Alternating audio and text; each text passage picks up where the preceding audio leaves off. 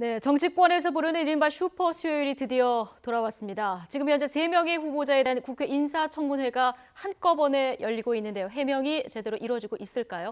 자, 김상조 공정거래위원장 후보자에 대한 청문보고서 채택도 여야 간 의견이 지금 좁혀지지 않고 있는 그런 상황입니다. 김광삼 변호사 그리고 이동우 YTN 선임기자와 함께 관련 이슈 짚어보겠습니다. 두 분 어서 오십시오. 예, 안녕하세요. 지금 김희수 헌법재판소장 후보자, 김동연 경제부총리 후보자, 그리고 강경화 외교장관 후보자 3명이 동시에 열리는데 아무래도 방송사 그 카메라는 강경화 후보 쪽으로 많이 가 있네요. 그렇죠. 오늘 예. 대부분의 언론사들이 이제 강경화 후보자 청문회를 생중계를 했고요. KBS만 그 김동연 그 부총리 후보자 청문회를 예. 생중계를 했습니다. 그만큼 강경화 그 외교부 장관 후보자에 대한 그 청문회에 관심이 쏠리고 있는 것을 이제 반증하는 것이겠죠. 그 실제로 오늘 청문회에서도 특히 이제 야당 그 청문위원들을 중심으로 강경화 후보자에 대한 파상 공세를 했거든요. 예. 뭐 부동산 투기 의혹이라든지 뭐 위장 전입이라든지 뭐 탈세 의혹이라든지 이런 뭐 특히 이제 후보자 검증 부분에 도덕성 검증 부분에 이제 집중해서 예. 공세를 펼치는 이제 그런 오전 청문회였다 이렇게 예. 볼 수 있을 것 같습니다. 자유한국당 오늘 청문회 의원들은 좀 무게감 있는 의원들이 굉장히 많습니다. 그러니까 아무래도 이제 아시다시피 이제 외교 그 외통위 같은 경우는 예. 이제 그 상임위 가운데서 이제 상원 역할을 하는 그 상임위거든요. 그러다 보니까 아무래도 이제 좀 무게감 있는 의원들이 예. 이제 많이 이제 그 배치돼 있는 상황이고 뭐 아시다시피 뭐 최경환 의원이라든지 서청원 의원, 뭐 윤상현 의원 등이 이제 외통위 소속이고 오늘 뭐 그럼에도 불구하고 이제 그 어쨌든 본인들이 이제 다선 의원이긴 합니다만 어쨌든 청문위원으로서 이 장관 후보자에 대해서 이제 집중적으로 검증을 해야 되지 않겠습니까? 예. 이제 그런 부분에 대해서 나름대로 이제 특히 이제 부동산 투기라든지 뭐 위장전 이런 부분에 대해서 나름대로 이제 준비를 해서 이제 공격을 하는 이제 그런 모습을 연출했습니다만. 아직까지 뭐 뚜렷하게 예. 딱히 뭐 이거다 하고 예. 그렇게 뭐 그 치명상을 입힐 만한 그런 의혹은 아직은 뭐 오전 청문회에서는 나오진 않은 것 같습니다. 근데 물론 예. 자잘하게 뭐 잽이라고 할 만한 뭐 그런 네. 공격은 있었습니다만 오후 청문회에서 이제 어떤 그 의혹이 나올지 이제 그 부분은 좀 더 지켜봐야 될 것 같습니다. 강경화 후보자 의혹도 워낙 많이 제기됐고 또 야당 의원들이 벼르고 있었기 때문에 청문회 본 질의에 앞서서 벌써 여야 간 기싸움 굉장히 팽팽했습니다. 일부 의원이 현장에 있는 외교부 직원들의 퇴장을 요청한 건데요. 일단 들어보시겠습니다.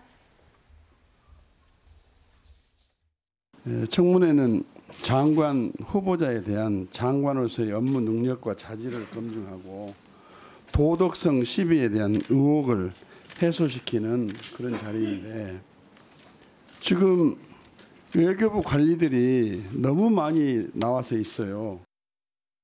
기획조정실의 청문 실무준비팀 외에는 그 자리에 배석하지 마시고 전부 퇴장하라고 분명하게 좀 조치를 취해 주십시오. 마찬가지 뒤에 계실 필요가 없잖아요. 그죠? 퇴장해 주세요. 네, 박주선 의원은 뭐 이런 얘기도 했습니다. 시험 보러 가는데 사전 들고 가냐 이런 얘기도 했었는데요. 그러니까 외교부 직원들이 너무 많이 나와 있다. 그러니까 퇴장을 해달라 이런 얘기 했는데 결국 몇 분 좀 나간 것 같습니다. 그게 사실 뭐 조금 더 문재인 대통령, 문재인 정부에서 추구하는 거와는 좀 다른 면이죠. 왜냐하면 예. 청문회 자체는 장관 후보자에 대해서 자질, 능력, 도덕성을 검증하는 자리잖아요. 그런데 제가 보기에도 뭐 너무나 그 관련된 직원들이 너무 많이 예. 나와 있다고 보고요. 이제 필수적인 요원을 빼고는 예를 들어서 어떤 자료를 확인한다랄지 장관 후보자는 거기에서 이제 청문회를 계속 질문에 대해 대답을 해야 하잖아요. 예. 그래서 본인이 밖에 나가서 어떤 자료를 가져오지 못하고 도움을 받을 수 있는 일정한 부분이 있어요. 그렇기 때문에 외교부 직원의 도움은 필요하지만 이제 저렇게 많이 있을 필요가 없다는 거죠. 그래서 아마 저런 부분들은 향후의 청문회에서도 굉장히 지적이 돼야 할 것 같고 예. 또 반복돼서는 안 된다고 봐요. 그리고 또 사실 청문회를 보면서 박주선 의원이 처음에 저 부분을 지적을 했고 또 이태기 의원이 또 지적했지 않습니까? 예. 그런데 위원장이 특별한 조치를 취하지 않았어요. 그래서 그냥 가는 듯 했는데 결국 끝까지 이태기 의원이 마지막에 한 번 더 그렇죠. 한 번 더 요청을 얘기를 했죠. 하면서 이제 정리가 된 거죠. 예. 그 질의를 5분으로 할 거냐 7분으로 할 거냐 이거 가지고도 좀 공방이 있었는데요. 이 부분은 여야 간 간사가 완전하게 다 합의는 안 됐었던 모양이에요. 그러게요. 이제 지금 한 7분 질의하는 것으로 이제 좀 예, 결론은 보통, 나긴 예. 했습니다만 어쨌든 이제 질의를 하다 보면 뭐 답변하는 것까지 합치면은 사실 질의하다가 자기 시간이 다 끝나는 경우도 예, 많거든요. 어떤 의원분들은 질의만 한 2, 3분씩 그렇죠. 하기 때문에 이제 그러다 보면 이제 이게 사실 뭐 제대로 청문회가 이제 그 진행되지 못한다 이런 그런 지적이 있어서 결국 이제 5분 질의에서 이제 7분 질의로 이제 결정하긴 예. 했습니다만 이 부분은 이제 좀 제도적으로 좀 보완할 필요는 있을 것 같아요. 물론 이제 오전, 오후 청문회가 나눠져 있긴 합니다만 집중적으로 이제 한 그 청문위원이 뭐 제대로 이제 질문하고 답변하려면 최소한 10분 정도는 줘야 예. 뭐 거기서 뭐 좀 질의 응답이 제대로 이루어질 텐데 5분은 사실 너무 짧은 그런 예. 측면이 있죠. 그래서 이 부분은 한번 향후 그 이런 어떤 청문회법이라든지 아니면 뭐 청문회법까지는 굳이 고칠 필요 없다 하더라도 어떤 조항을 좀 개정하는 그런 그 노력은 필요할 것으로 보입니다. 조금 총 질문 시간을 정해두고 좀 유연하게 뭐 좀 할 필요가 있다 이런 생각도 사실 들긴 그렇죠. 뭐 지난 아시다시피 하는데요. 대선 토론회 같은 경우도 예. 그러니까 이 그 너무 질의응답이 짧게 이루어지니까 뭐 제대로 검증이 안 이루어지는 뭐 그런 측면도 있지 예. 않습니까? 그래서 사실 뭐 무한 토론을 한번 해보자 뭐 그런 얘기도 많이 나왔습니다만 결국 그것은 이제 되지는 않았습니다만 오늘 청문 과정에서도 보면 그 이 강경화 후보자 같은 경우는 주로 이제 그 준비된 자료를 많이 보면서 이렇게 답변을 하는 것 예. 같았어요. 그 반면에 이제 김희수 그 헌법재판소장 후보자나 그리고 김동연 후보자 같은 경우는 이제 그 예. 답변 자료를 보지 않고서 이제 답변을 한다는 거거든요. 그러니까 그만큼 이제 본인이 이제 그런 나름대로 이제 준비가 더 됐다 이런 걸 이제 보여주는 건데 예. 그렇기 때문에 이제 강경화 후보자 입장에서는 그 뒤에 이제 기조실 그 외교부 기조실 사람들의 어떤 협조가 좀 필요한 뭐 그런 측면도 예. 있었겠습니다만 어쨌든 그 강경화 후보자도 오후 청문회에서는 이 밑에 그 답변 자료를 보면서 이렇게 답변하기보다는 본인의 소신대로 본인이 이제 가지고 있는 그런 어떤 외교 관련 지식을 토대로 해서 답변하는 것이 좀 더 이제 국민들이 보기엔 좀 낫지 않겠나 뭐 그런 예. 생각도 해봤습니다. 그렇군요. 자, 강경화 후보자 여러 가지 지금 의혹 가운데 특히 위장 전입 관련해서 얘기가 많이 있었는데 오늘 기존과 좀 비슷한 해명을 했습니다. 엄마의 마음으로 그랬다 이런 이제 해명을 일단 했습니다. 네, 일단 뭐 사과를 했죠. 송구하다 이런 사과를 얘기도 했고요. 했고요. 그다음에 이제 위장 전입과 관련돼서 지금 뭐 남편이 전화를 받아서 이제 그 부분에서는 친척 집이다 이렇게 얘기했다고 얘기를 하고 있는데 이제 그분은 저는 솔직히 말하면 좀 약간 네. 의아심이 있어요. 왜냐하면 청와대에서 전화를 받고 남편이 뭐 친척집이다 이렇게 얘기했다고 한다면 이제 그 부분에서도 강경화 후보자한테 전화를 통화를 했을 거 아니에요. 청와대에서 어떻게 물었는지에 대해서. 그리고 오늘 또 그 청문 과정에 보면 체크리스트에 체크를 다 했다고 얘기를 하죠. 근데 예. 항목이 너무 많아서 몇 항목이 모르겠다고 얘기를 했는데 체크하는 과정에 있어서도 그 부분에 대해서 남편이 정말 잘못 얘기했다고 한다면 그 부분에서 바로 정정할 수 있는 그런 기회가 있지 않았나 싶습니다. 예. 그런데 결국 청와대 자체에서도 친척집으로 위장전입을 했다 이제 그렇게 발표가 되면서부터 거짓 논란이 휩싸인 거고 도덕적으로 문제가 있는 것이 아닌가 이제 그런 의심을 받을 수밖에 없는 상황인데 네. 오전에는 제가 생각보다는 뭐 유장전입과 관련된 도덕성 문제에 굉장히 집중적으로 예. 질의를 할지 알았는데 오히려 그렇지 않더라고요. 예. 청문위원들이 오후로 아껴두었는지 어쩐지 모르겠지만 아껴두었다. 예. 오전에는 뭐 일단 평이하게 가는 것 같습니다. 그리고 사실 쟁점이 이렇게 크지 않았어요. 단지 어머니가 2004년도에 그 다운 계약서와 관련된 다가오는 그런 부분이 좀 중점이 되었지 치명적인 어떤 그런 것은 없었지만 아마 오후에는 좀 상당히 예. 특히 야당의 청문위원들로부터 많은 공격을 받을 예. 가능성이 크다 이렇게 봅니다. 예, 위장 전입 문제가 이제 오전에는 많이 거론되지 않았다 이런 얘기 해주셨는데 말씀해주셨던 대로 강 후보자 위장 전입 의혹 관련해서 남편이 생각 없이 답하는 것이다 이렇게 하면서도 공직자로서의 판단이 부족했다 이렇게 사과하기도 했는데요. 세금 탄로 부분과 관련해서도 남편과의 이야기를 좀 했습니다. 직접 들어보시겠습니다. 해명 과정에서 저는 임명 발표 소식을 듣고 그 당시에는 제네바 출장 중이었습니다만 곧바로 뉴욕으로 돌아가는 비행기를 타야 되는 상황이었고 뉴욕에서는 급거 귀국을 하느라고 여러 가지 검증 서류에 대한 질문에 답할 상황이 아니어서 그 부분은 저희 남편이 검증팀과 교신을 주고받으면서 해명을 하도록 그렇게 해놓고 제가 비행기를 탔습니다만 그 과정에서 저희 남편이 본인이 전혀 관여하지 않았던 이 위장 전입 문제와 관련해서 특별히 생각 없이 그렇게 아마 친척집이었던 것 같다 이렇게 답을 한 게 문제를 잘못인 것 같습니다. 그래서 그 부분 어쨌든 이게 저희 부부 사이에서 소통이 부족한 부분이었고 그래서 해명 과정에 이런 여러 논란으로 인해서 사실이 잘못 전달된 거에 대해서 대단히 죄송스럽게 생각합니다. 후보자는 상당히 많은 그 부분에 있어서 세금을 탈루한 것이 지금 드러나고 있고 그런 확실한 지금 증거들이 지금 나오고 있습니다. 어떻게 생각하십니까? 맞달로서 저희 친정 부모님 경제력이 없는 저희 친정 부모님을 늘 부양하고 있었습니다. 그렇기 때문에 남편의 재산 관리와 저의 재산 관리를 별도로 하는 걸로 남편이 저를 편하게 해주기 위해서요.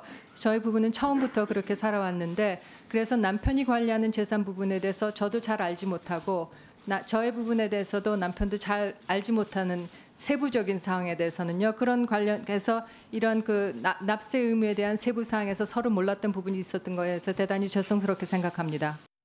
예, 송구하다 계속 이렇게 몸을 낮추는데요. 그런데 남편이 검증팀에 답하도록 조치를 하고 나는 비행기를 탔다 이렇게 얘기를 하는데 이렇게 되면 청와대 검증이 너무 허술한 게 아닌가 이런 생각도 사실 좀 듭니다. 예, 물론 이제 불가피한 측면도 있었겠죠. 예. 지금 이제 강경 후보자 얘기처럼 이제 뭐 해외 출장 가고 비행기에 예. 있다 보니까 제대로 답변을 못한 측면도 돌아와서 있고. 다시 한번 예, 뭐 체크를 재산 한다던가. 관리를 이제 예. 따로따로 하다 보니까 남편 부분에 대해서는 이제 제대로 뭐 탈세 의혹 부분이라든지 아니면 위장 전입이라든지 이런 부분에 대해서 이제 제대로 검증을 하지 못한 측면도 있는 것 같습니다.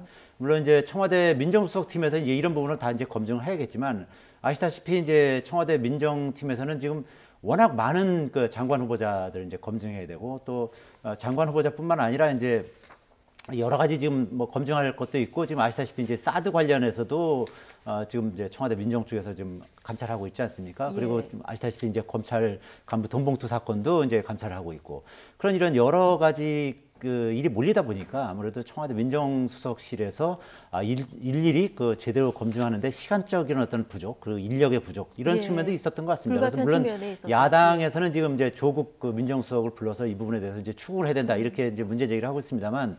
아무래도 이제 이번 그 청와대는 아시다시피 어떤 그 이 준비 과정 없이 그 인수위 과정 없이 이제 바로 출범한 거 그렇죠. 아니겠습니까? 그러다 보니까 이런 어떤 그 검증에 있어서 이제 물리적으로 상당한 어려움이 있었지 않나 뭐 그런 부분을 이제 좀 참작을 해야 될 부분은 있는 것 같습니다. 예. 자, 부모 부양을 해서 남편하고 재산 관리를 별도로 했다. 남편이 나를 배려한 측면이 있다. 자, 이 해명에 대해서는 어떻게 보셨습니까? 아마 뭐 그럴 가능성이 좀 있다고 봐요. 예. 또 본인이 친정 부모를 모시고 있었고 또 강경 후보자는 또 유엔에 있었지 않습니까? 남편은 그렇죠. 이제 국내에 있었기 때문에 원래 뭐 본인들은 뭐 처음부터 그렇게 남편과 본인의 재산 관리를 따로 했다고 얘기하지 않습니까? 그래서 뭐 그럴 가능성은 뭐 충분히 있다고 봅니다. 왜냐하면 물리적으로 공간도 다른 곳에 있었고 또 여러 가지 상황적으로 보면 뭐 친정 부모님을 부양을 하고 있었기 때문에 또 둘이 이제 경제적 여건이 좀 다르지 않습니까? 그래서 그 부분에 대해서는 뭐 어느 정도 뭐 해명이 되었다고 봐요. 그런데 사실 뭐 어머니와 관련된 부분 뭐 그런 부분에 있어서 뭐 본인은 뭐 사실 명의를 빌려줬을 거 아니에요. 예를 들어서 예. 뭐 다운 계약서와 관련된 봉천도 집 같은 경우에는 그렇다고 한다면 그분은 허가를 받았을 거란 말이에요. 허락을 네. 명의 대여에 대해서는. 그랬는데도 불구하고 이제 전체적으로 내가 몰랐다 이런 부분은 제가 볼 때는 오후에는 좀 자료 같은 걸 좀 많이 달라고 할 것 같아요. 야당 예. 의원들이. 그래서 그걸 보고 이제 다시 추궁할 가능성이 크다고 보고요. 그리고 지금 나타나오는 의혹들의 대부분에 대해서 강경화 후보자는 아까 말씀하신 것처럼 남편과 나는 어떻게 보면 별도의 경제 살림을 하고 있다. 예. 그 부분하고 나는 미국에 있었기 때문에 한국에서 일어난 일은 잘 모른다. 그렇게 갈 가능성이 커요. 그래서 예. 그 부분 어느 정도 양해가 되는 부분이 그렇죠. 있다고 봐야죠. 있을 수 있죠. 예. 근데 어느 정도 설득력은 있지만 예. 이제 그것 가지고 모든 어떤 의혹을 풀 수 있는 그런 상황은 아니라는 거죠. 예. 강경화 후보자에 대해서는 어제 이제 봉천동 주택 여기 다운 계약서 의혹까지 이제 새롭게 제기가 됐는데요. 이 부분에 대한 오늘 질의가 있었고요. 답변도 있었습니다. 확인해 보겠습니다. 2004년 저는 외국의 뉴욕 주한 대표부에서 근무를 하고 있었습니다. 이 집에 제 소유로 돼 있었고 저희 어머님께서 살고 계셨습니다.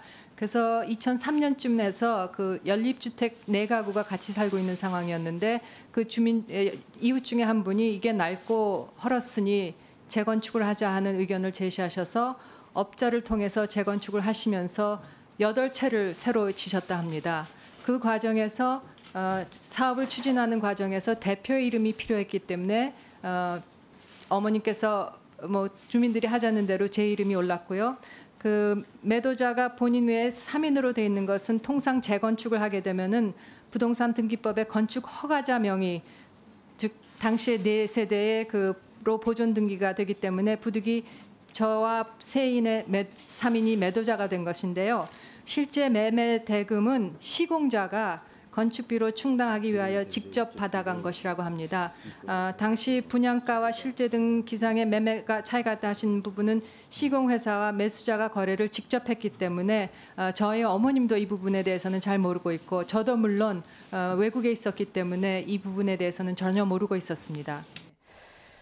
뭐 재건축을 하면서 일단 집을 8채로 증축을 했고 이 과정에서 이제 대표자가 평에서 이름을 올렸다는 건데요. 여기에 대해서는 나도 몰랐고 어머니도 몰랐고 실거래는 사실 뭐 지금 시공회사하고 매수자가 돈 거래를 했다. 자, 이런 해명이거든요. 근데 저게 사실이라면 예. 뭐 사실 가능성이 높아 보이긴 합니다만 사실이라면 상당히 설득력은 있는 것입니다. 어쨌든 이 그 연립주택이 낡아서 예. 그걸 이제 4가구를 8가구로 이제 재건축을 했고 그것이 이제 그 뭔가 이제 대표하는 사람이 필요하기 때문에 강경화 후보자하고 나머지 이제 기존에 있던 3가구, 예. 4가구가 이제 공동 그 소유로 돼 있고 그리고 이제 시공사가 이제 소형 그 주택 건설사 아니겠습니까? 이제 예. 그런 시공사하고 그것을 사는 사람, 매수자하고 거래를 했던 것이고 본인이나 어머님은 이제 그 부분에 대해서 잘 몰랐다. 뭐 그렇기 때문에 다운 계약서가 뭐 작성됐다든지 뭐 그리고 탈세 의혹이 있다든지 예. 뭐 그런 부분에 대해서는 전혀 몰랐다는 것이죠. 이제 예. 아시다시피 이게 한 7천만 원에 거래됐다고 이제 신고를 했는데 실제로 그걸 매수한 사람은 그 집에 한 1억 3천 정도 담보 대출을 받았다는 거 아니겠습니까? 그러니까 최소한 1억 3천 이상이 되는 집이라고 봐야겠죠. 그 당시 이제 매매가 기준으로 봤을 때. 예. 그렇다면 이제 그거 자체로만 보면 분명히 이제 다운 계약서를 작성한 것은 이제 명약관화해 보이는데 거기에 그 강경화 후보자와 그 어머님이 그 어느 정도 관여했는지는 좀 더 이제 상황을 봐야겠습니다만 이제 강경화 후보자의 설명을 들어보면 어쨌든 이제 본인과 어머님은 거기에는 전혀 관여하지 않았다는 이름만 것이 이제 빌려준 설명이니까요. 거고. 예, 예. 그렇군요.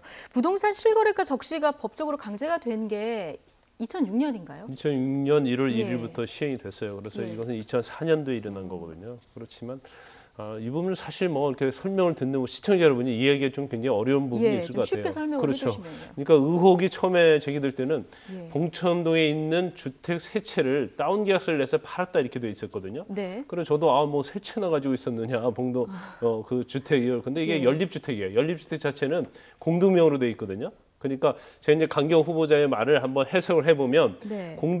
공동명의로 돼 있단 말이에요.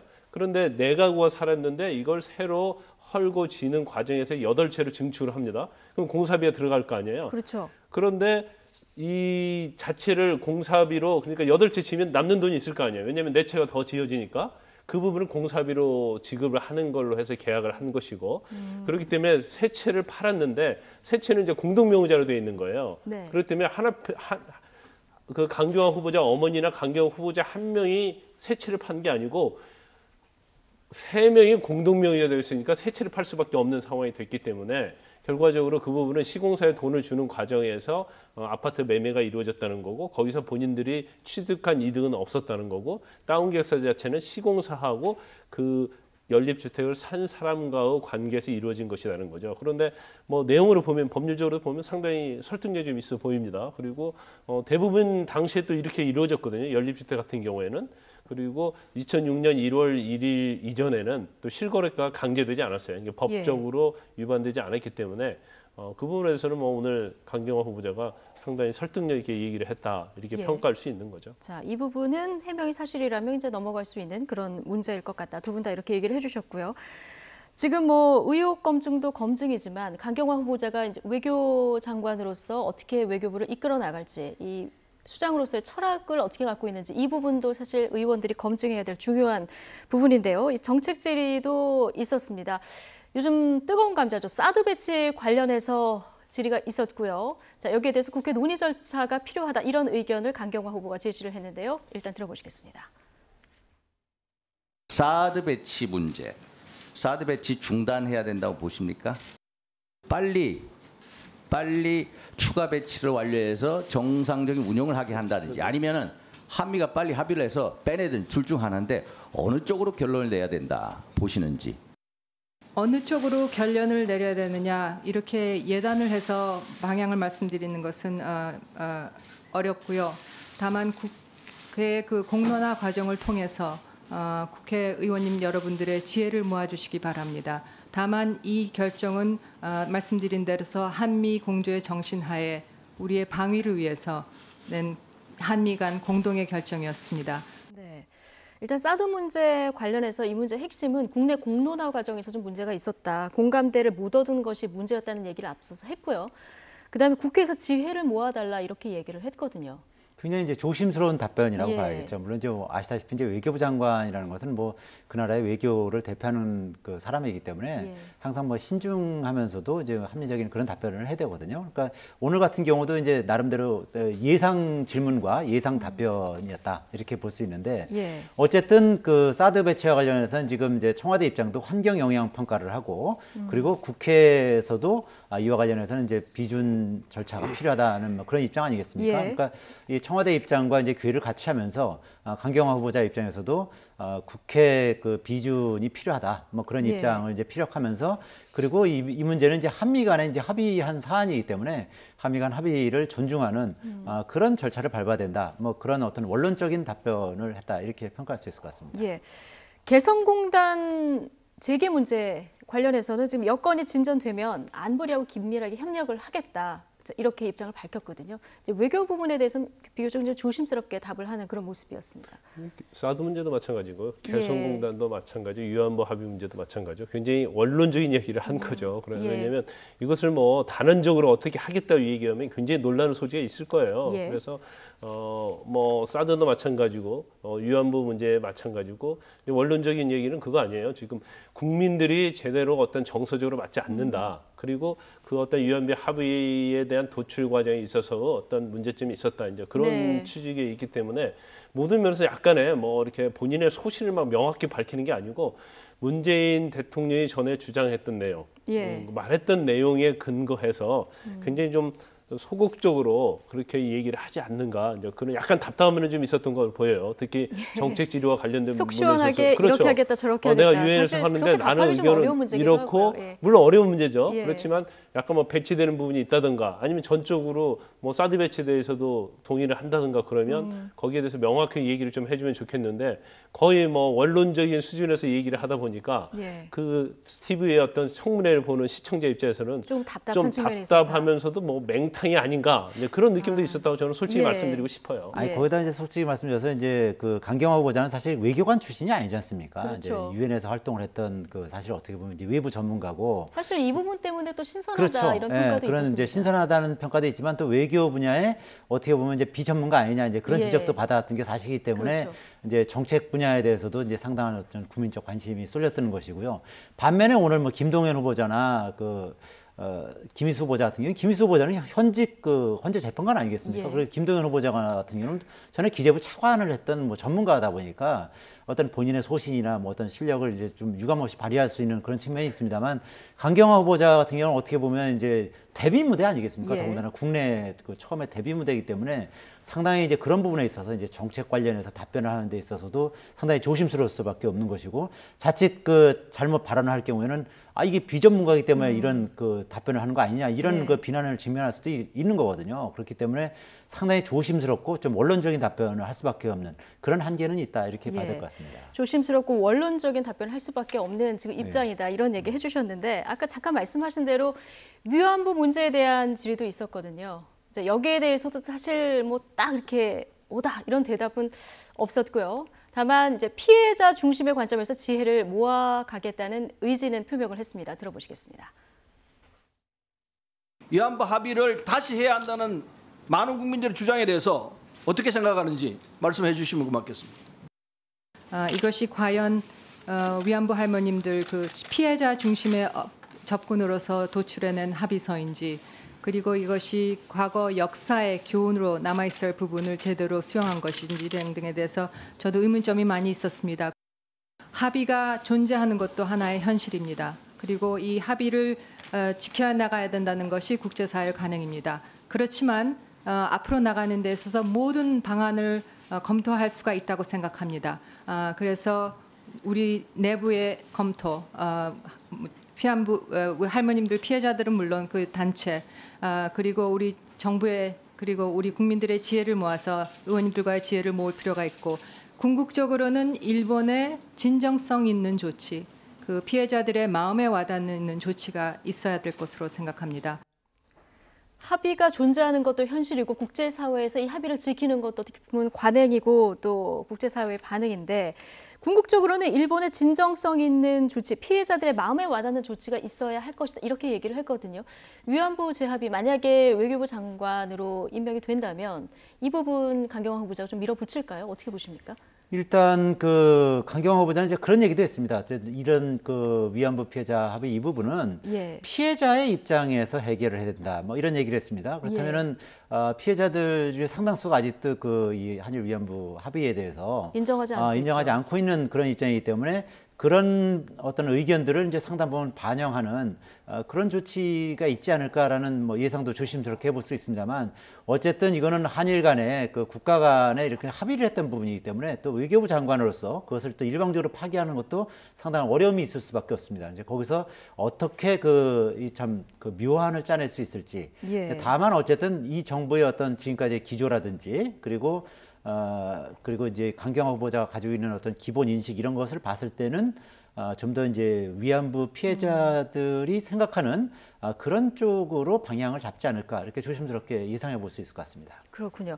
근데 이미 지난 반년간 외교 정상 간의 그 어떤 외교 회담 같은 게 좀 공백인 상태고요. 코리아 패싱 문제도 지금 대두되고 있는 상황에서 만약에 강경화 후보자가 낙마를 한다면 참 외교부 입장에서 또 우리나라 정치 그 외교를 이끌어가는 입장에서는 난맥상이면은 뭐 맞는 것 같습니다. 그 부분은 좀 고려가 돼야 될 부분인 것 같기도 하고요. 그렇죠. 뭐 이달 말에 한미 정상회담 있잖아요. 예. 또 7월 초에 또 G20 또 정상회담이 있어요. 그리고 8월에 아세안 지역 안보 포럼이 있고 그래서 그렇죠. 이제 줄줄이 그렇죠. 이어서 그리고 있죠. 가장 지금 문재인 정부의 첫 시험대가 외교 안보예요. 그런데 안보 라인은 다 지금 거의 진영이 짜져 있지 않습니까? 예. 그런데 외교 근데 지금 안보 라인도 거의 지금 외교 출신들이 많이 배치가 돼 있는 이런 그렇죠. 상황이죠. 그 자체는 이제 북핵 자체는 국내에 한정된 문제가 아니고 결국 외국과 어떤 공조를 통해서 해결하느냐 그 부분이 굉장히 중요하기 때문에 외교 라인이 어떻게 보면 가장 더 중요하게 됐는데 사실 5월 9일 날 대선 결과 발표되고 나서 외교 안보 라인이 너무 늦게 지금 구성이 되고 있지 않느냐 이제 그런 게 있었는데 사실 지금 외교부 장관이 일단 청문회 통과하고 임명이 돼야만이 안보나 그런 것도 사실 국제적으로 우리가 할 수 있는 일을 다 할 수 있거든요. 그런데 이것들이 만약에 낙마가 된다랄지 지연이 되게 되면 사실 굉장히 공백이 심하게 되고 현재 문재인 대통령이 제일 핵심적으로 풀어야 할 과제가 북한의 핵이고 대북 제재와 관련된 부분, 특히 미국과 관련된 부분 아니겠어요? 그런데 그런 부분을 해결하는 데 있어서 가장 공백이 길어질 수 있다. 그런 우려가 있을 수 있는 거죠. 예. 그런데 김무성 의원이요. 오늘 뭐 청문위원이었는데 뭐 자료는 요청했다고 합니다. 그런데 좀 아프리카로 갔어요. 예. 뭐 이럴 경우 이건 어떻게 해석을 해야 될까요? 글쎄요, 어쨌든 아시다시피 뭐 김무성 의원 같은 경우 얼마 전에 이제 노루 패스라 가지고 이제 그거로 상당히 많이 이제 세간에 화제가 됐던 인물 아니겠습니까? 이제 그런 상황에서 어쨌든 정치 그 유력 정치인으로서 이제 상당한 이제 부담도 있을 테고 이제 그런저런 여러 가지 이유로 해서 또 당내에서도 지금 뭐 상당히 어려운 지금 지경에 처해 있거든요. 그러니까 그런저런 사유로 해서 또 이제 이 국회 외통위에 나와서 청문위원으로서 활동을 하는 것이 오히려 뭐 바람직하지 않은 측면도 있을 수 있다. 뭐 그런 판단을 한 것으로 보입니다. 그래서 어쨌든 그러면 이제 다른 의원들한테 이럴 경우에는 어떻게 되는 거예요? 보통 그냥 빠지면 다른 사람이 대체로 들어가서 질문을 하거나 이렇지는 않은가요? 그러니까 대개 이제 그런 걸 이제 사보임이라고 그래가지고 이제 외통위원회에서 이제 다른 분을 이제 일시적으로 이제 보충을 해서 이제 청문위원으로서 활동할 수 있는 이제 그런 그 조치도 있습니다만 아마 그런 것도 취하지 않고 바로 외국으로 나간 것으로 보이는데요. 어떻게 보면은 그 강경화 후보자에 대해서 어쨌든 바른정당이 이렇게 그 아주 그 파상 공세를 펴는 거에 대해서는 좀 부정적인 입장을 가지고 있는 거 아니냐, 뭐 그렇게 해석할 수 있는 여지도 있는 부분인 것 같습니다. 그렇군요. 자, 강경화 후보자 인사청문회 얘기는 이제 여기까지 하고요. 그리고 김희수 오늘 헌법재판소장 후보자 인사청문회도 있었는데요. 김희수 후보자는 지금 5.18 재판 관련한 이슈가 이제 가장 쟁점 아니었겠습니까? 자, 김희수 헌법재판소장 후보자 인사청문회가 시작하자마자 이 문제를 의식한 듯이 5.18 재판을 먼저 언급을 했습니다. 당시 민주화운동 관련자들의 재판을 맡은 일이 평생의 괴로움으로 남아있다 이렇게 얘기를 했는데요. 직접 들어보시겠습니다. 첫 발령지는 1980년 무렵 광주 소재의 육군부대였습니다. 저는 5.18 광주 민주화운동 당시 군 검찰관으로서 주검의 검시를 담당하였고 군 판사로서 민주화운동 관련자들의 재판을 맡기도 했습니다. 이 경험은 저에게 평생의 괴로움으로 남았습니다. 그러나 동시에 판사로서 저를 끊임없이 성찰하게 만들었던 내면의 거울이 되기도 했습니다. 평생 이 문제가 마음에 있었던 것 같긴 합니다. 예. 일단 뭐 그 당시는 이제 초임이죠, 초임. 그러니까 제가 볼 때는 연수원을 막 마치고 그다음에 31사단에 군 발령 받아서 군 검찰관 하고 그런데 그때 5.18 민주화 운동이 일어난 거죠. 그래서 본인 입장에서 굉장히 이게 고뇌를 좀 많이 했을 것 같아요. 더군다나 이제까지 경험이 없잖아요. 연수원서 교육만 받았지 판검사로서 해본 경험이 없는데 예. 또 하필 그때 5.18과 관련된 재판을 맡게 된 거죠. 그리고 사실 이제 군의 좀 특성이 있습니다. 일반 외부 재판과 달리 군 재판은 좀 약간 상명하복하는 그런 게 있어서 예. 사실 이제 초임 발령된 판사가 군 판사가 우의 지시를 어길 수 없는 또 실정법의 어떤 테두리 안에서만 어떤 판단을 할 수밖에 없는 그런 상황이 있었다고 예. 봐요. 그래서 오늘 이제 그 부분이 가장 중요한 쟁점 중에 하나가 될 건데 일단 뭐 제일 중요한 건 그거 아니겠어요. 이제 5.18과 관련된 희생자들, 유족들 그리고 단체들이 김일수 재판관에 대해서 어떻게 생각하느냐 예. 헌재 소장으로서. 그런데 사실 그 5.18 관련 단체들은 그 당시 괜찮다는 어쩔 수 거잖아요. 없는 예. 그런 상황이지 않느냐 하면서 상당히 이해하는 취지의 그런 의견을 내고 있어요. 그래서 제일 중요한 당사자들이 그 부분에서 좀 너그럽게 봐주자는 그런 취지이기 때문에 이 부분도 국민의당이 뭐 끝까지 발목을 잡기는 좀 어려울 것이다 이렇게 봅니다. 예. 또 하나가 이제 한국당에서 문제 삼고 있는 것이 통진당 해산과 관련해서 소수 의견을 냈다는 거 아니겠어요? 그런데 사실 헌법재판관이라는 자리가 독립적으로 양심에 의해서 자기의 의견을 낼 수 있는 자리고 또 그 당시에 이석기 내란음모 사건과 관련해서 통진당 자체를 민주적인 국가에서 해산하는 것 자체까지는 문제가 있다 이런 이제 소수 의견을 내놨단 말이에요. 개인의 문제다 이런 그렇죠. 의견을 지금도 얘기를 하고 예, 있죠. 그렇기 때문에 어떤 굉장히 그러면 배치될 수 있는 거예요. 그러니까 5.18 사건과 그다음에 헌재에서 어떤 통진당 해산 사건 소수 의견에 좀 배치될 수 있다고 볼 수 있는 거죠. 그렇지만 헌재에서는 정말 양심과 본인의 어떤 네. 법률적인 거에 의해서 판단을 한 것이기 때문에 이제 그 부분에서는 뭐 한국당에서 문제는 제기할 수 있지만 예. 그다시 이제 큰 문제가 되지는 않을 것이다 보고요. 근데 5.18과 관련된 부분도 사실은 지난번 2012년도에 김일수 재판관이 헌법재판관 지명됐을 때도 그때 청문회를 거쳤거든요. 그래서 그때 지나가기 때문에 이번 사실 그 부분에 대해서 다시 논의하는 것은 두 번째로 다시 논의가 되는 그런 측면이 있습니다. 예. 지금 이제 두 번의 판결이 논란이 된 건데 공교롭게도 이게 보수, 진보 양쪽의 공격을 받는 이런 상황이 됐어요. 그렇죠. 좀 전에 말씀하셨듯이 예. 5.18 관련된 그 판결은 그것은 국민의당 쪽, 예. 국민의당 쪽에서 이제 공격을 할 수밖에 없는 사안이고 반면에 이제 통진당 해산 관련해서는 거기서 자유한국당에서 예. 지금 이제 강력하게 문제 제기를 하고 있는 거 아니겠습니까? 근데 저도 기본적으로 이것은 어쨌든 그 5.18 관련 판결은 어쨌든 뭐 아무리 당시에 이제 초임 시절이라 하더라도 좀 문제가 있는 판결이다 이렇게 보여지는데 통진당 관련 본인의 어떤 소수 의견을 낸 것은 어떤 뭐 본인의 어떤 법률적인 판단 그리고 양심과 소신에 따라서 이제 한 결정이라고 봐야 되거든요. 예. 어쨌든 그 당시 8대1이었어요. 그러니까 유일하게 그 김일수 재판관만 그 통진당 해산에 이제 반대 입장을 냈던 건데 그런 어떤 개인의 어떤 소신이나 특히 법률가로서의 어떤 양심과 가치관, 소신 이런 부분은 확실하게 오히려 인정을 해줘야 되는 것이 아닌가, 뭐 그렇게 생각을 예. 해봅니다. 뭐 이 부분은 오후에도 좀 질의가 계속될 것 같다는 것이 이제 현장 취재 기자의 얘기고요. 근데 김일수 후보자가 교통법규는 좀 안 지키신 것 같습니다.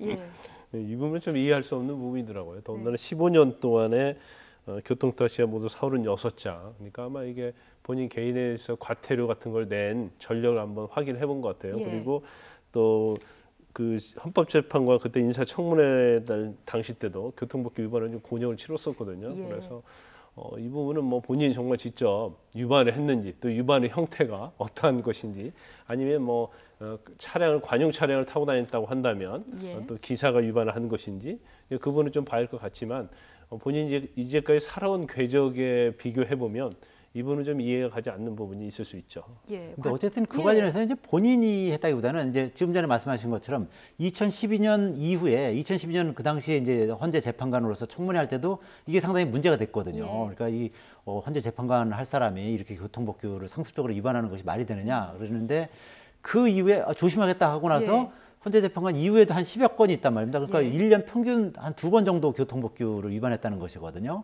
근데 어쨌든 그 김희수 헌법재판소장 후보자는 그렇게 얘기를 합니다. 오늘 이제 아직 그 청문회에서 이런 관련 이제 질문은 아직 나오지는 않았습니다만 본인이 하는 것이 아니라 이제 가족이 운전하는 과정에서 뭐 속도 위반이라든지 아니면 주정차 위반이라든지 이런 게 있었다는 거예요. 그러니까 부인이나 아니면 이제 그 자녀가 이제 본인의 이제 가족 명의 이제 차량을 운전하다가 뭐 속도 위반이나 이제 그런 어떤 주정차 위반이나 이런 걸 하게 됐는데 이제 그런 부분에 대해서는 이제 죄송하게 생각한다 이렇게 얘기를 하고 있거든요. 그래서 어쨌든 이따 오후 청문회에서 그 부분이 나오면 이제 구체적으로는 알 수 있겠습니다만 어쨌든 그 김희수 후보자 주장은 본인이 운전하다 한 것이 아니라 가족이 이제 그런 교통법규를 위반해서 그렇게 뭐 평균 1년에 2번 정도 뭐 딱지를 떼는 뭐 그런 일이 있었다 이렇게 얘기하고 있습니다. 지금 뭐 김희수 후보자 같은 경우는 예전에 다 나왔던 얘기가 좀 재탕되는 그런 측면이 있고요.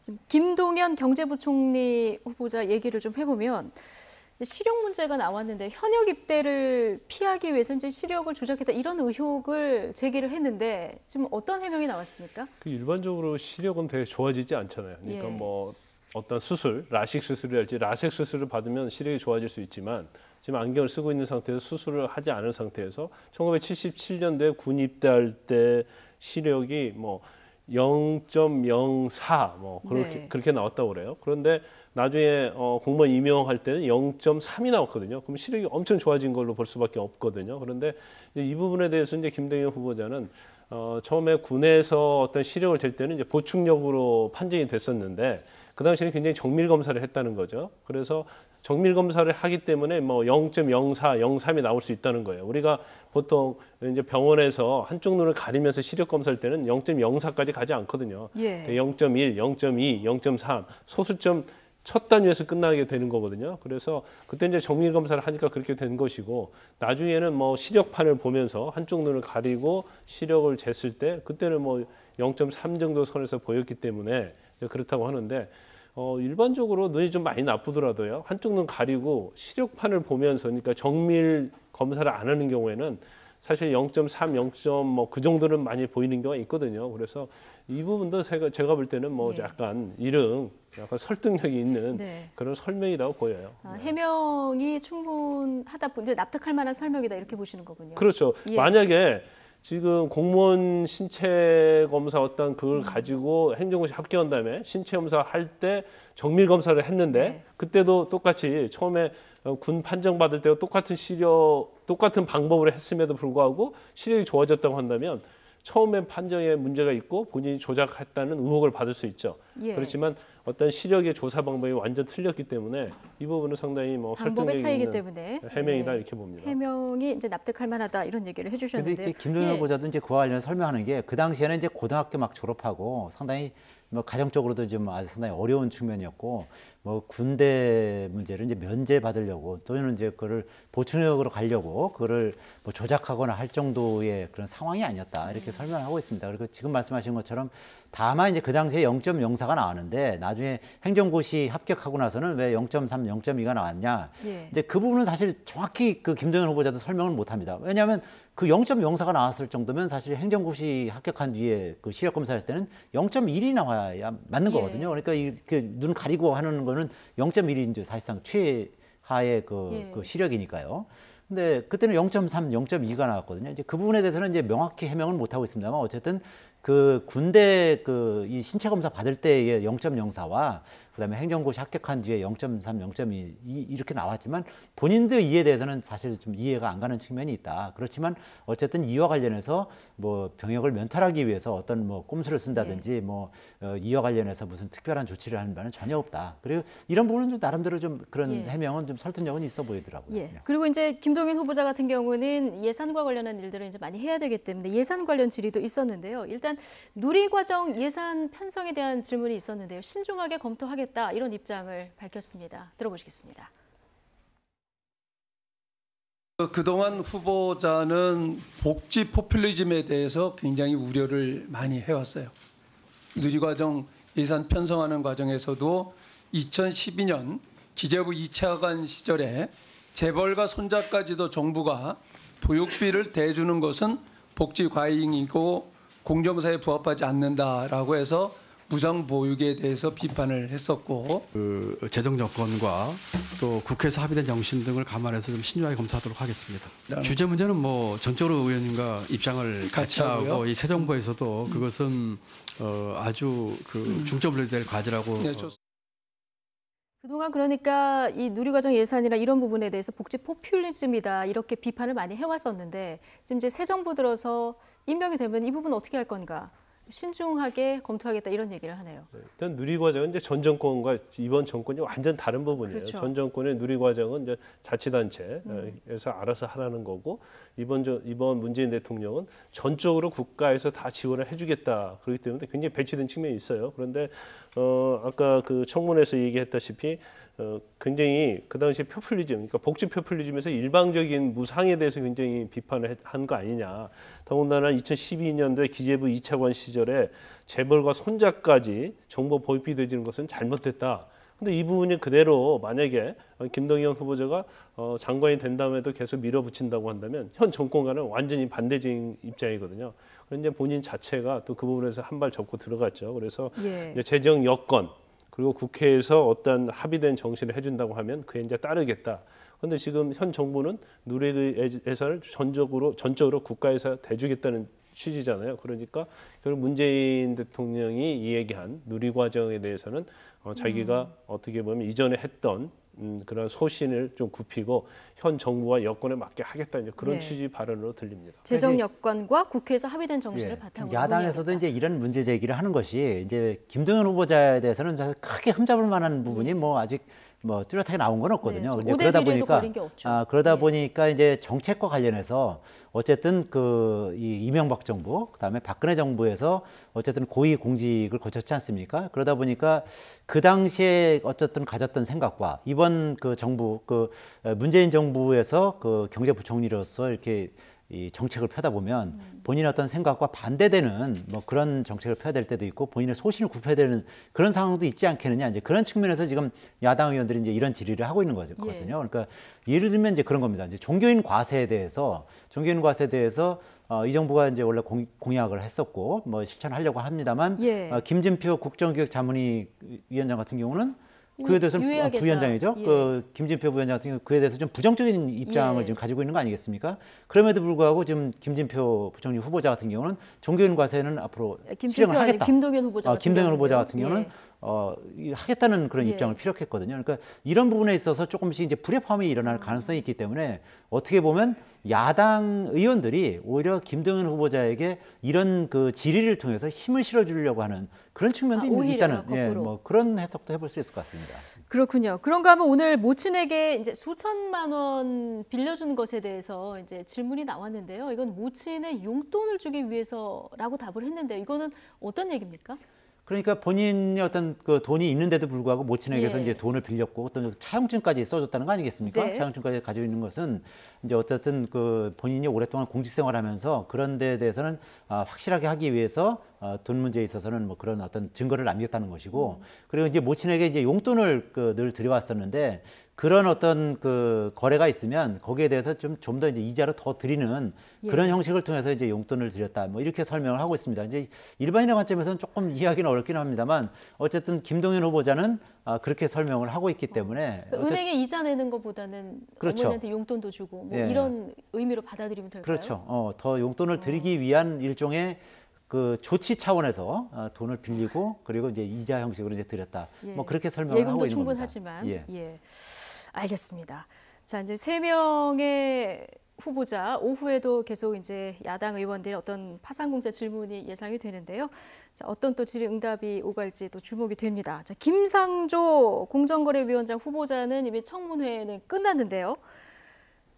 이 청문 보고서 채택이 또 쉽지는 않아 보입니다.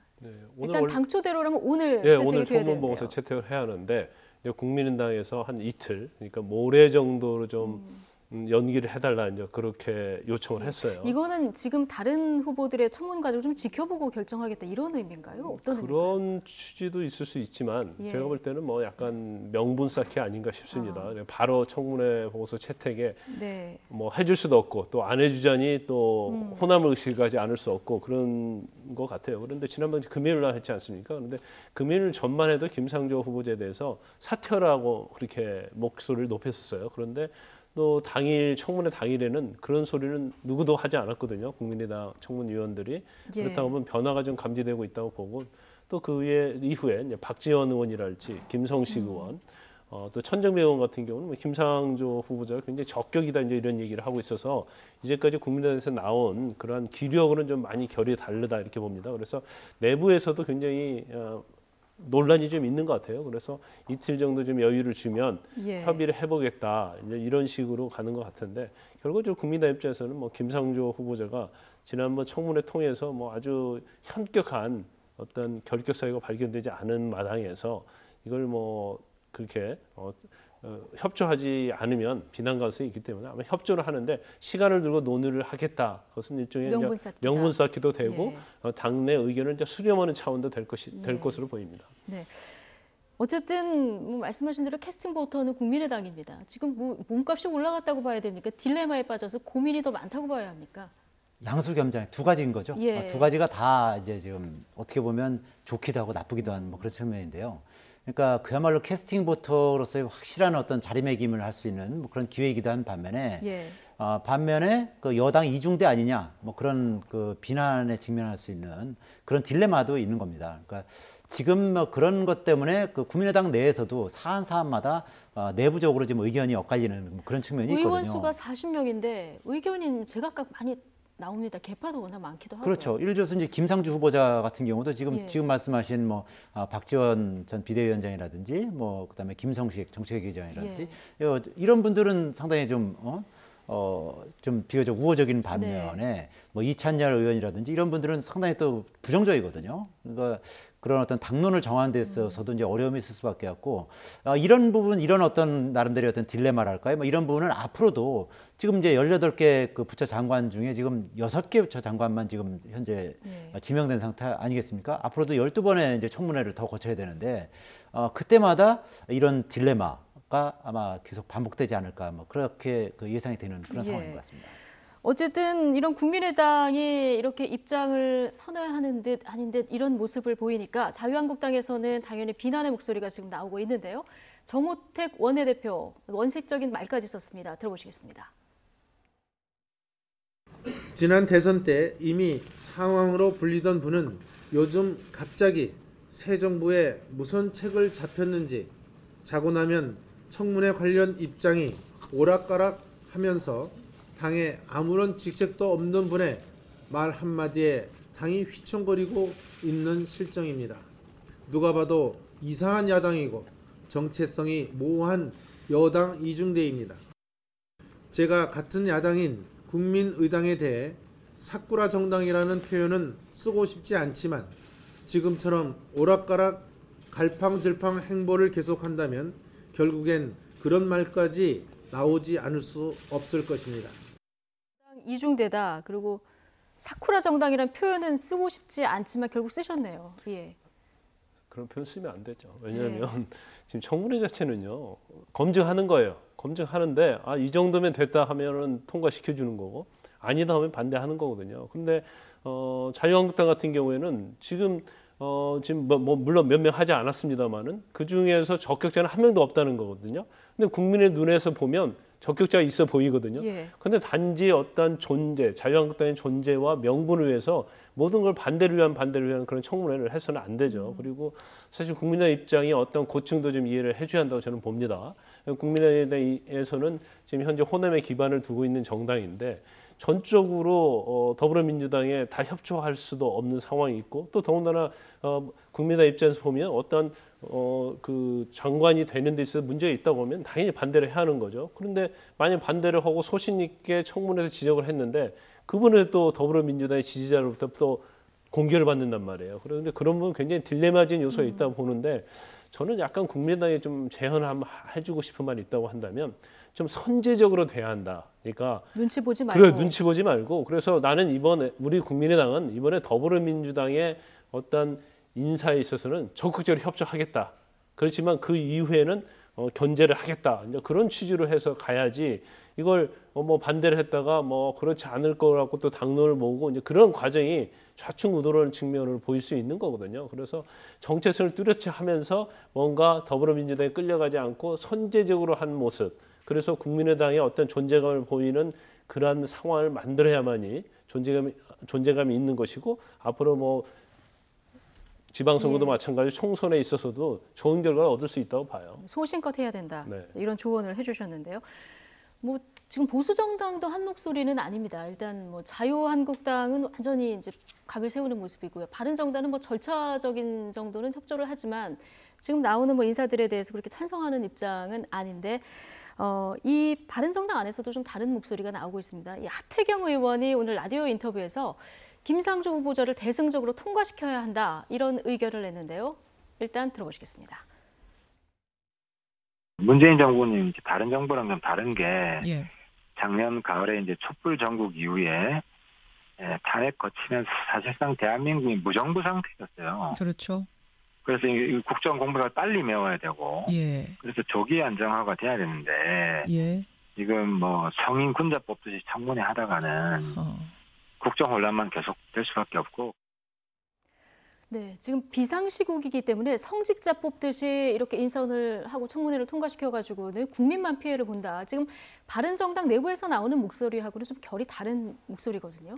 그냥 뭐 하태경 의원이라는 생각을 안고 그냥 들으면 더불어민주당 의원 같아요. 예. 네, 그런데 저는 태도는 좋다고 봅니다. 왜냐하면 정말 상황에 맞게 또 후보자가 정말 치명적인 결격이 없으면 그 부분은 야당이 됐건 여당이 됐건 뭐 협조를 당연히 해야 한다고 봐요. 그렇지만 이제 청문회는 당연히 거쳐야 하는 거고 청문회에서 흠결이 있는 부분이 있으면 당연히 그건 지적을 해야 한다고 봅니다. 그리고 치명적인 흠결이 있음에도 불구하고 그냥 통과시켜서는 안 되죠. 단지 인수위가 없었다는 이유만으로 어떤 청문회를 맹탕으로 가서는 안 되지만 그 이제 정도의 문제라고 봅니다. 그래서 현 상황에 이전에 어떤 정권들이 굉장히 어쩌면 안정된 상황에 있어서 청문회와 좀 다르게 볼 필요는 있다는 거죠. 그 부분에 있어서 하태경 의원의 지적은 상당히 야당도 귀담아 들을 그런 내용이다. 저는 그렇게 얘기를 하고 싶습니다. 예, 지금 인선이 좀 지연이 되고 있지 않습니까? 지금 부처는 18개가 됐고 지금 그럼 12개 장관이 아직 임명이 되지 않은 그런 상태로 계속 가고 있는데 결국은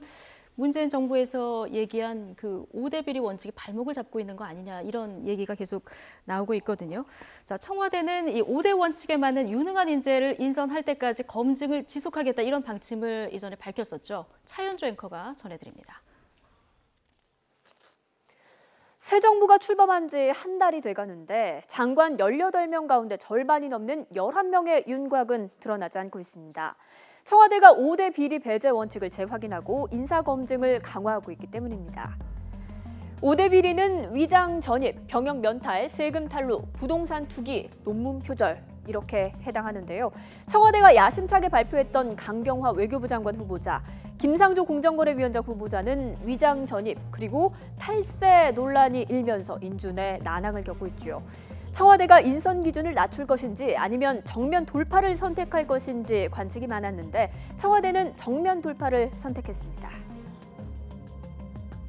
저는 이 5대 비리를 비롯한 중대 비리자들의 고위공직 임용 배제 원칙이 공정하고 정의로운 사회와 깨끗한 공직 문화를 위해서 대단히 중요하다고 생각합니다. 하지만 제가 공약한 것은 그야말로 원칙이고 실제 적용에 있어서는 구체적인 기준이 필요합니다. 지금의 논란은 그런 준비 과정을 거칠 여유가 없었던 데서 비롯된 것이다는 점에 대해서 야당 의원들과 국민들께 양해를 당부드립니다. 그리고 구체적인 인사 기준을 마련하면서 공약의 기본 정신을 훼손하는 일은 결코 없을 것임을 다시 한번 약속을 드립니다. 구체적인 인사 기준을 마련해서 5대 원칙에 맞는 인재를 인선할 때까지 검증을 지속하겠다는 건데요.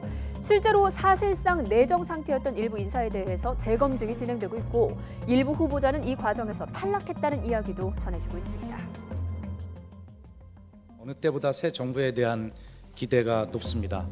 높은 도덕 기준을 가지고 국민의 눈높이에 부응하기 위해서 새 정부는 철저하게 인사 검증을 하고 있고 그런 것 때문에 좀 늦어지는 부분이 있다 이렇게 이해해 주셨으면 좋겠습니다. 실제로 청와대의 사전 인사검증 항목이 많이 늘어서 청와대 인사 민정수석실은 매일 밤샘 작업을 하고 있다는 후문인데요. 당분간은 지난 정권의 장관들과 새 정권의 차관의 어색한 동거가 계속될 것 같습니다. 그나저나 대한민국에서 출세했다는 분들 가운데 털어서 먼지 하나 안 나오는 사람 찾는 일, 왜 이렇게 힘든 걸까요? 그러니까요. 5대 비리를 배제하고 나니까 이렇게 인선을 하기가 굉장히 힘든 상황이 돼버렸고요. 그러다 보니까 이게 좀 한 발 좀 물러나야 되는 게 아닌가 이런 얘기까지 지금 사실 나오고 있거든요. 그렇죠. 지금 이제 5대 비리를 이제 배제하겠다, 인선에서 배제하겠다라고 이제 얘기를 하다 보니까 이 뭐 검증 과정에서 이제 안 걸리는 사람이 드물거든요. 예, 어쨌든 뭐 그중에 뭐 한두 가지 정도는 걸리게 되고 뭐 그런 상황이다 보니까 상당히 인선에 어려움을 겪는 것이죠. 그래서 지금 차관급 인선을 하고 있습니다만 장관급 인선은 좀 늦어지는 거 아니겠습니까? 그래서 뭐 국방부 장관을 유력했던 그 송영무 전 해군 참모총장도 그리고 그 교육부 총리로 유력했던 김상곤 전 경기도 교육감 뭐 이런 경우도 지금 뭔가 검증에 걸려서 좀 낙마하는 거 아니냐 뭐 그런 얘기가 좀 나오고 있거든요. 그러니까 어쨌든 그 청와대 민정수석실에서 여러 가지 검증을 하는 과정에서 이 5대 비리를 배제하다 보니까 사실상 이거 뭐 그 인선을 하는데 상당히 어려움이 있는 거죠. 그러니까 좀 이런 부분에 있어서는 뭔가 여야 간에 어떤 뭐랄까요, 뭐 좀 기준을 다시 제시한다든지 뭐 그런 거는 좀 필요해 보입니다. 예.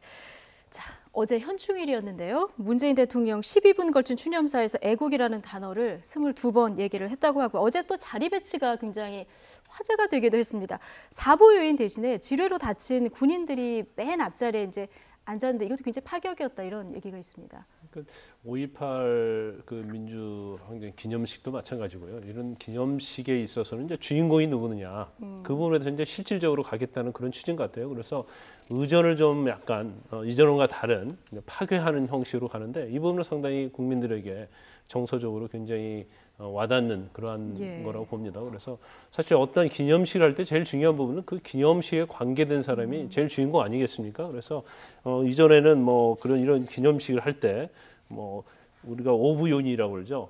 국회의장, 뭐 대법원장, 헌법재판소장, 중앙선거관리위원장들을 옆에 딱 나란히 앉혀서 같이 어떤 권위적인 면을 갖다가 굉장히 드러냈었는데 문재인 대통령은 이제까지는 그런 것을 형식적인 걸 다 파괴를 하고 실질적인 가족들 그런 사람들을 하겠다는 거고 또 의전도 굉장히 이전의 의전과 다른 형식을 취하라고 또 지시를 내렸어요. 예를 들어서 어떤 훈장을 수여할 때도 가족들이 같이 와서 훈장을 받는 이런 면들은 굉장히 좀 혁신적이면서 굉장히 좋은 방법이라고 봅니다. 그리고 실질적으로 지금 행사도 보면 이전에 굉장히 좀 형식적으로 했지 않습니까? 그런데 어떤 신앙송이랄지 어떤 노래를 한다든지 할 때 굉장히 감동을 주고 그 기념식에 맞는 노래가 어떤 마음의 심금을 울리는 그런 아주 실질적인 그런 행사로 가고 있다고 보여요. 예, 어제 이보영 씨 시인낭송하는 장면 정말 잘 하더라고요. 이 부분이 굉장히 화제가 됐고요. 또 하나 이제 화제가 된 장면이 있었습니다. 정우택 원내대표가 어제 하루 종일 검색어 랭킹 1위에 올라서 왜 그런가 봤더니 추념식에서 졸았는지 안 졸았는지 본인이 안 졸았다고 하는데 두 분이 보시기에는 어떻습니까? 글쎄요, 지금 이제 화면에 나옵니다만 뭐 이렇게 겉으로 보기에는 상당히 이제 조는 듯한 그런 모습인 것 같아 보이죠. 어쨌든 근데 본인은 대통령 추념사를 들으면서 명상을 했다라고 이제 주장을 하고 있습니다. 어쨌든 그 사실 저런 어떤 빌미를 주는 것 자체가 그 야당 그 원내대표로서 좀 문제가 있는 뭐 그런 측면도 있는데 어쨌든 뭐 저기서 지금 눈을 감고서 있는 사람은 주변에 뭐 아무도 없었지 않습니까? 근데 정우택 그 원내대표만 저기서 이제 눈을 감고서 있었는데 어쨌든 본인은 뭐 대통령의 추념사를 음미하고 있었다. 절대 좋은 거 아니다라고 이렇게 주장하고 있습니다만 어쨌든 그 정우택 원내대표가 어제 그 추념식 장면에서 저런 그 장면을 연출했던 것은 다소 이제 부적절한 측면이 있지 않나 이렇게 생각합니다. 이렇게 좀 멀리서 보니까 또 정우택 원내대표 말고 좋은 분들도 또 있고요. 지난번에 정우택 대표 같은 경우는 또 원내대표 같은 경우 이물위헌 행진곡 혼자 또 안 불러서 또 그때도 한번 또 화제가 되기도 했었죠. 자, 두 분 얘기는 여기까지 듣겠습니다. 김광산 변호사 그리고 이동우 YTN 선임 기자와 함께했습니다. 두 분 고맙습니다.